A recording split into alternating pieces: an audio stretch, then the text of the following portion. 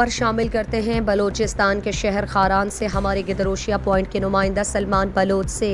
Supreme court of Pakistan کے senior ترین جج justice Qazi Faez Isa, corps commander Balochistan major general Asif Ghafoor اور chief justice Balochistan high court justice Naeem Akhtar Afghan, justice Hashim Khan Kakar, justice Ejaz Swati, justice Abdullah Baloch, justice Nazir Ahmed Lango, justice Rozi Khan Barech, M P A Kharan Sana Baloch, D I G C C D, سابق وزراء، علاقائی معتبرین، سیاسی و سماجی شخصیات نے گزشتہ روز نامعلوم افراد کی جانب سے فائرنگ کے نتیجے میں جاں بحق ہونے والے سابق chief justice Balochistan high court justice شہید محمد نور مسکان زئی کی فاتح خوانی کے لیے ان کے گھر مسکان زئی ہاؤس خاران آئے اور سوگوار خاندان سے تعزیت کا اظہار کیا۔ سپریم کورٹ آف پاکستان کے سینئر ترین جج جسٹس قاضی فائز عیسیٰ اور دیگر نے کہا کہ جسٹس شہید محمد نور مسکان زئی کے بچھڑنے کا غم اور دکھ ہے کیونکہ یہ ایک ناقابل تلافی نقصان ہے۔ انہوں نے شہید جسٹس محمد نور مسکان زئی کے خدمات اور فیصلوں کو سراہا اور خصوصاً سود کے خلاف فیصلہ دینا اللہ اور اللہ کے رسول کے احکامات اور سنتوں کے عین مطابق ہے۔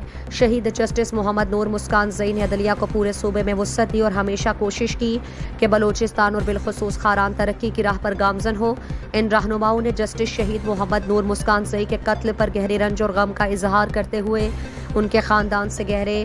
رنج اور غم کا اظہار کیا اور دلی ہمدردی اور تعزیت کا اظہار کیا اور دعا ہے کہ اللہ پاک جسٹس شہید محمد نور مسکان زئی کے درجات کو بلند کر کے